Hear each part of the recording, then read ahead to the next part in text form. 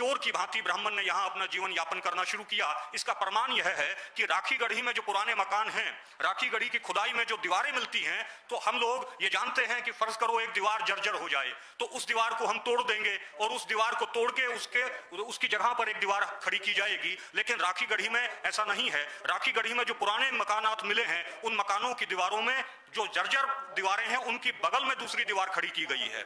इसका कारण यह है कि ब्राह्मण चोरी करता था और चोरी करने के लिए वो दीवारों में सेंध लगाया करता था।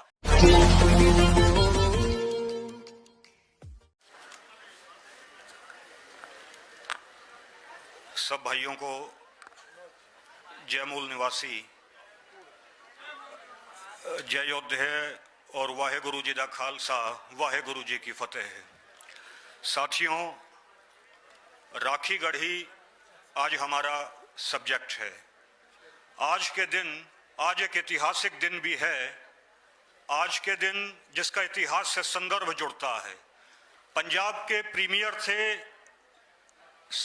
सर सिकंदर हयात खान।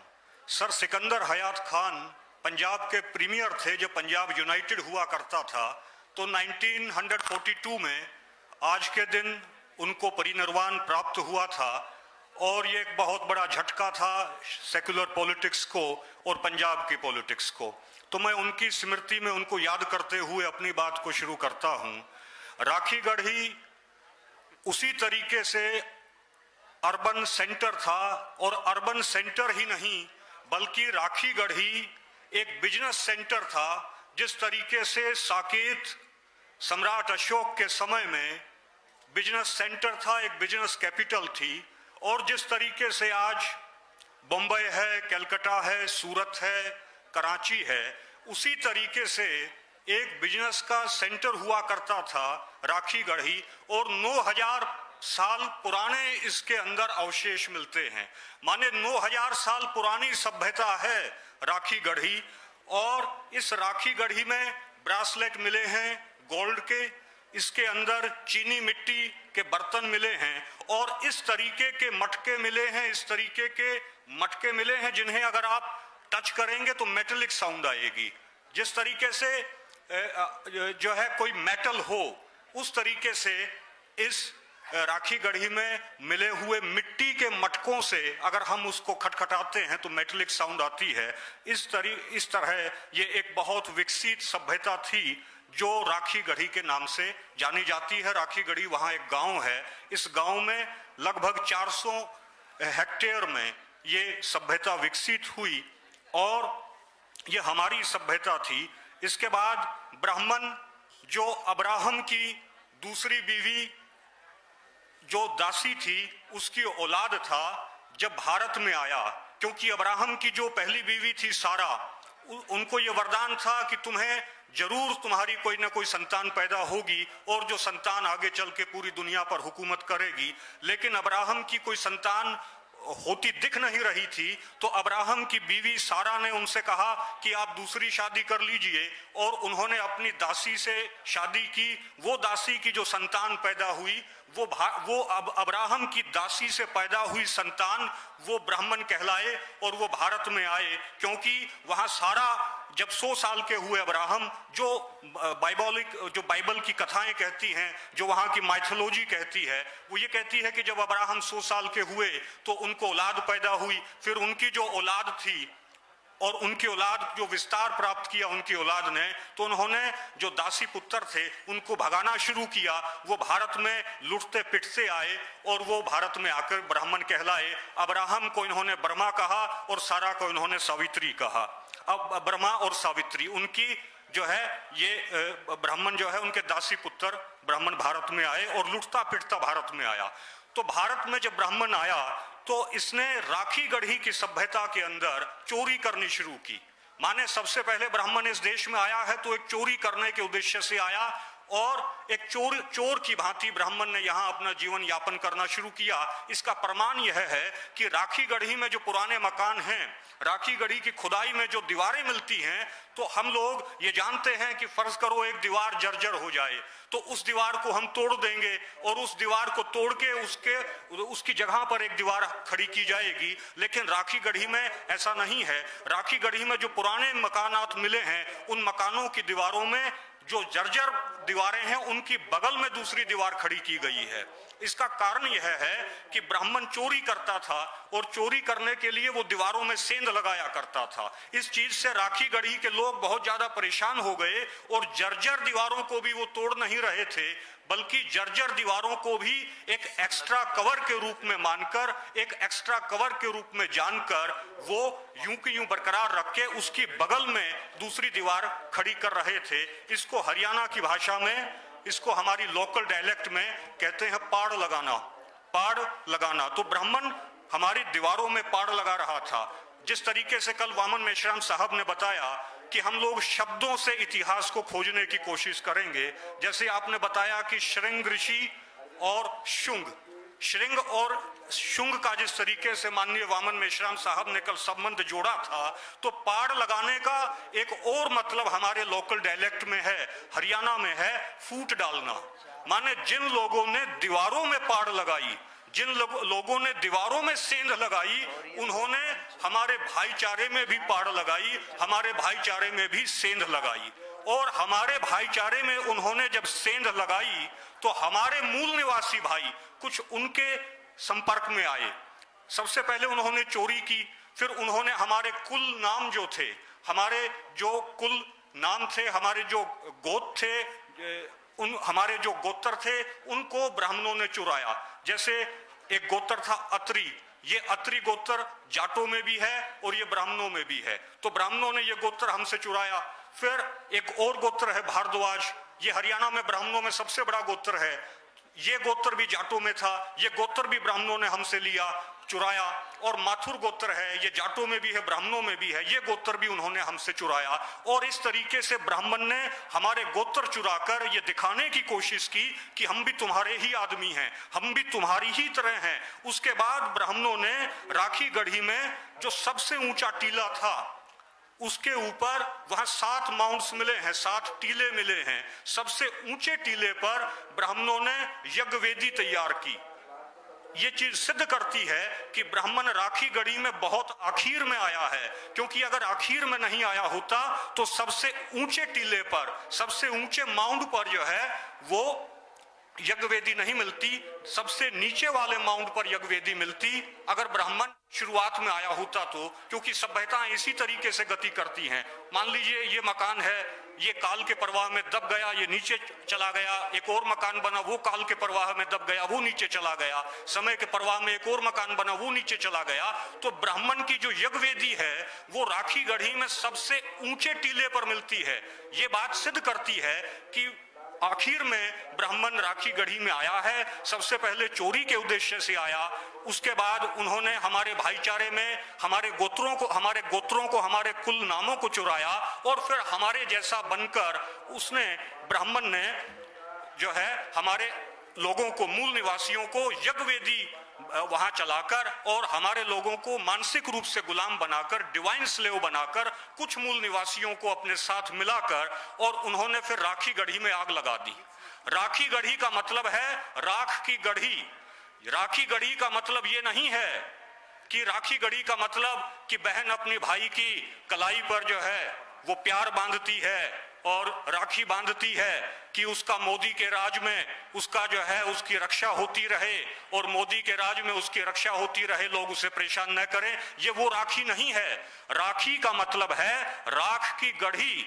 ब्राह्मण ने इस सभ्यता को, जो 9000 बरस से निरंतर चल रही सभ्यता थी, इस सभ्यता में आग लगा दी। उसी तरीके से आग लगा दी जिस तरीके से 1984 में ब्राह्मणों ने, ब्राह्मणी इंदिरा गांधी ने, जनरल सुंदर जी, जनरल सुंदर ये ब्राह्मण था, जनरल वैद ये ब्राह्मण था, इनको लेकर ब्राह्मणी इंदिरा गांधी ने अमृतसर में 1984 में टैंक भेजकर और हमारे हरमिंदर साहब गुरुद्वारे पर अटैक किया और वहां जो हमारे पुराने अवशेष रखे हुए थे, पुरानी बीड़ें हमारी रखी हुई थी, सिख रेफरेंस लाइब्रेरी थी, उस रेफरेंस लाइब्रेरी का सामान वो उन्होंने जो है 4 ट्रकों में भरा और 4 ट्रक में भरकर पहले उस सामान को दिल्ली ले गए, फिर नागपुर ले गए और नागपुर में उस सारे सामान को उन्होंने, जितने हमारे पुराने आर्काइव्स थे, जितने पुराने दस्तावेज थे, उन सब दस्तावेजों को अध्ययन किया, उनको अध्ययन करके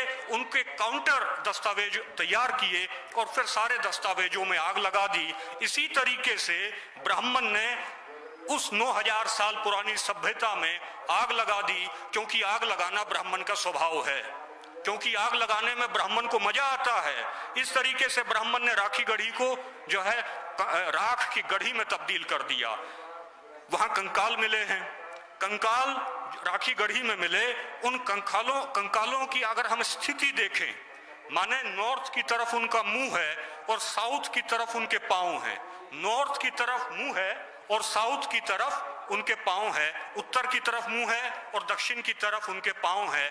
आज भी हरियाणा के अंदर अगर किसी मुर्दे को हम जलाते हैं, अगर किसी मुर्दे का दाह संस्कार हम करते हैं, तो उत्तर की तरफ उसका मुंह रखते हैं और दक्षिण की तरफ उसका पांव रखते हैं। तो ये आज भी हमारे भीतर परंपरा है और ब्राह्मण उस समय भी यही परंपरा थी। उस समय चूंकि हम दफनाते थे तो मुर्दे का मुंह नॉर्थ की तरफ रहता था और पांव उसके दक्षिण की तरफ रहते थे। दूसरा, ये भी सिद्ध करता है कि हम लोग मूल निवासी हैं, क्योंकि हम इस परंपरा को आज भी जीवित रखे हुए हैं। राखी गढ़ी की परंपरा को आज भी हम लोगों ने 9000 बरस के बाद जीवित रखा है। वहां जिस महिला की डीएनए को जांच के लिए भेजा गया, उसकी हाइट लगभग 6 फीट थी। वो लगभग 6 फुट की महिला थी। वो हमारी दादी थी, हमारी ग्रेट ग्रैंड मदर थी। वो ब्राह्मणों की माँ नहीं थी, वो कोई ब्राह्मणी नहीं थी, क्योंकि 6 फुट के आदमी, 6 फुट की महिलाएं हमारे हरियाणा के, पंजाब के और इतनी लंबी महिलाएं, ये हमारे डीएनए में है। ये ब्राह्मणों के डीएनए में नहीं है, ये हमारे डीएनए में है। तो वहां जो 6 फुट की महिला मिली वो हमारे डीएनए की थी। और इस तरीके से वहां जो गोत्र हैं, शोरान गोत्र है, सिंधु गोत्र है, उस गांव के आसपास राखी गढ़ी गांव में शोरान गोत्र है। उस गांव के पड़ोस में जो गांव है उसमें सिंधु गोत्र है। सिंधु जो सिंधु घाटी की सभ्यता और शोरान वहां गोत्र है। तो ब्राह्मणों ने राखी गढ़ी को नुकसान पहुंचाया और ब्राह्मणों को वहां डीएनए मिलेगा भी नहीं। उसका कारण है कि ब्राह्मणों ने पाखंड को फैलाने के लिए, जब ब्राह्मण अपने मुर्दों को जलाता था तो उन मुर्दों को, हड्डियों को उठाकर वो जो है आपके हरिद्वार में डाल देता था, आपके गढ़ मुक्तेश्वर में डाल देता था। ब्राह्मण का डीएनए तो वहां, अगर ब्राह्मण कुछ दिन रहा है, ब्राह्मण ने उस सभ्यता का नुकसान किया है, तो भी ब्राह्मण का डीएनए वहां मिलने वाला नहीं है। और साथियों, एक बात और मैं आपसे शेयर करना चाहता हूं कि आज भी हम लोग राखी गढ़ी में जमे हुए हैं। आज भी हम उन परंपराओं का पालन कर रहे हैं। हम लोगों ने किया, हम ब्राह्मणों की तरह यूरेशिया से भागे नहीं, हम लोग वहां जमे रहे। जिस तरीके से ब्राह्मण यूरेशिया से भागा, हम वहां से भागे नहीं। तमाम मुश्किलात को हम लोगों ने सहन किया, तमाम ब्राह्मणों के हमलों को हमने सहन किया, हमारे घरों को जलाया गया तब भी हमने सहन किया। हम लोग जमे रहे, इसलिए जमे रहे कि जम जाना हमारे डीएनए में है और भाग जाना ब्राह्मण के डीएनए में है। इसलिए ब्राह्मण भारत में भी ज्यादा दिन टिकेगा नहीं, भारत से भी उसे भागना पड़ेगा, क्योंकि थोड़ी सी मुसीबत आती है और ब्राह्मण भागने की कोशिश करता है और ब्राह्मण भाग खड़ा होता है। एक चीज और मैं आपसे शेयर करना चाहता हूं, डॉक्टर साहब बैठे हैं, कि मान लीजिए ब्राह्मणों का और हमारा डीएनए अलग है, जो बात सही है। हमारा डीएनए खड़े होकर लड़ाई करने का है, ब्राह्मण का डीएनए भाग जाने का है। तो हमारा डीएनए अलग है, तो हम फिर ब्लड डोनेशन कैंप में ब्लड क्यों देते हैं? भिवानी डिस्ट्रिक्ट में एक ब्लड डोनेशन कैंप लगा और ब्लड डोनेशन कैंप लगा भगवान परशुराम रक्तदान शिविर। उसमें 24 आदमी थे जो रक्त देने के लिए गए हुए थे। जो 24 के 24 आदमी मूल निवासी थे और जो परशुराम के जन्म दिवस के ऊपर, उसकी जयंती पर रक्त देने के लिए गए हुए थे। साथियों, मूल निवासियों का खून अलग है, ब्राह्मणों का खून अलग है। अगर हम लोग ब्लड डोनेट करते हैं और अगर हमारा खून अगर ब्राह्मण के अंदर चढ़ गया तो ब्राह्मण मजबूत हो जाएगा या नहीं हो जाएगा? ब्राह्मण ताकतवर हो जाएगा कि नहीं हो जाएगा? अगर हमारा खून ब्राह्मण के अंदर चढ़ता है तो ब्राह्मण ताकतवर हो जाएगा, और ब्राह्मण का खून अगर गलती से हमारे भीतर चढ़ गया तो जो गद्दारी ब्राह्मणों के भीतर है वो गद्दारी हमारे भीतर भी आनी शुरू हो जाएगी।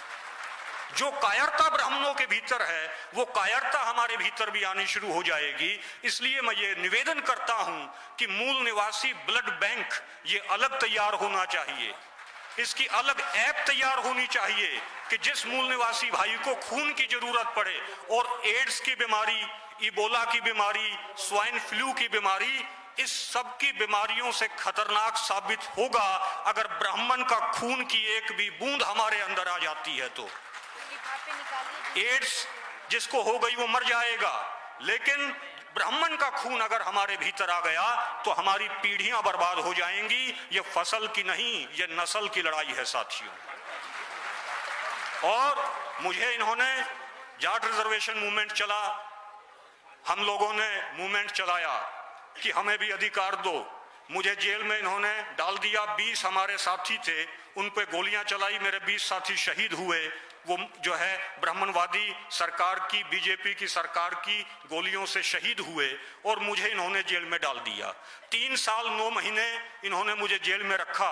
पिछले महीने मैं जो है जमानत पर आया हूं और मुझे माननीय वामन मेश्राम साहब जी ने जो हौसला दिया, जितना इन्होंने मुझे हौसला दिया, मैं ये समझता हूं कि इतना हौसला मुझे कोई दे नहीं सकता था। इन्होंने हर तरीके से मेरी मदद की, आर्थिक तौर पर मदद की, मेरे लिए स्पेशल एडवोकेट्स की टीम तैयार की, लोकल लेवल से लेकर सुप्रीम कोर्ट के लेवल तक। तो आपके हौसले के कारण मैं आज फिर इसी मंच पर आया हूं और एक ही बात मैं कहना चाहता हूं कि आसमां बेरंग है, बेरंग ही सही। आसमां बेरंग है, बेरंग ही सही। धरती तंग है तो तंग ही सही। हम अमन चाहते हैं, जंग नहीं। मगर तुम जंग चाहते हो तो फिर जंग ही सही। मगर तुम जंग चाहते हो तो फिर जंग ही